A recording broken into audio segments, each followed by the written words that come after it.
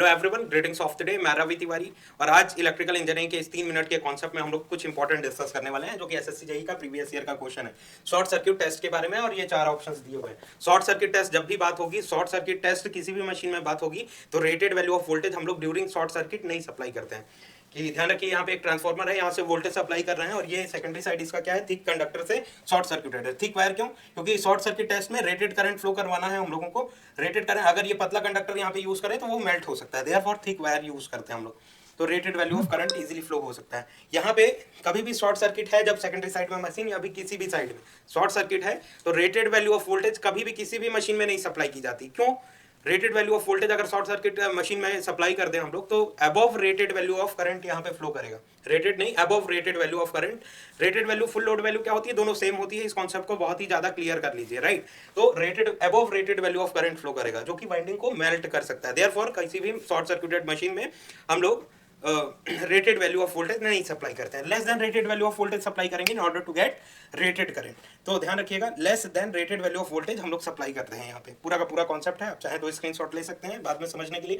अब टोटल जो लॉसेस होते हैं, आयरन लॉस होता है एंड कॉपर लॉस होता है। ये फर्दर कैटेगराइज है हिस्टेरेसिस एडी में। तो ये इसका फॉर्मूला वगैरह आपने पढ़ा हुआ है डिटेल सेशन में। वोल्टेज और फ्रीक्वेंसी पे डिपेंड करते हैं। ध्यान रखिएगा, जब वोल्टेज बहुत कम, less volt value of voltage supply कर रहे हैं ना हम लोग, तो इसकी जो वैल्यू निकल के आएगी ये वैल्यू बहुत ही कम होगी, जिसको नेग्लेक्ट कर सकते हैं हम लोग। होगा ही नहीं, क्या होगा, लेकिन बहुत कम होगा, उसको नेग्लेक्ट किया जा सकता है। कॉपर लॉस की कौन सी वैल्यू निकल के आएगी? ध्यान रखिए, कॉपर लॉस क्या होता है? I²R। करंट कौन सा फ्लो कर रहा है? रेटेड करंट फ्लो कर रहा है। देयरफॉर रेटेड कॉपर लॉस या फुल लोड कॉपर लॉस होगा। तो option C is right answer कि copper loss at full load हम लोगों को मिलेगा during short circuit, right. Full load copper loss मिलेगा।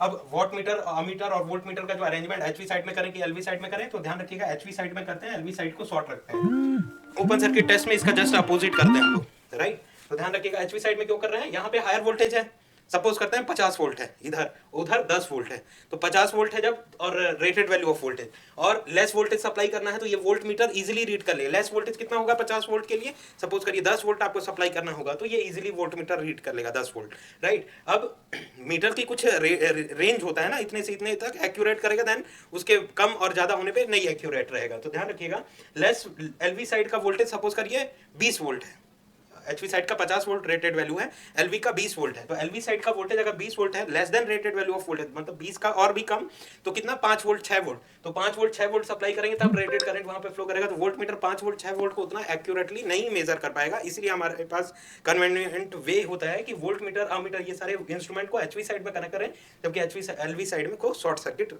करके रखें। तो इंपॉर्टेंट कॉन्सेप्ट था, आपका रिवीजन हुआ होगा इस क्वेश्चन के through. Thank you very much.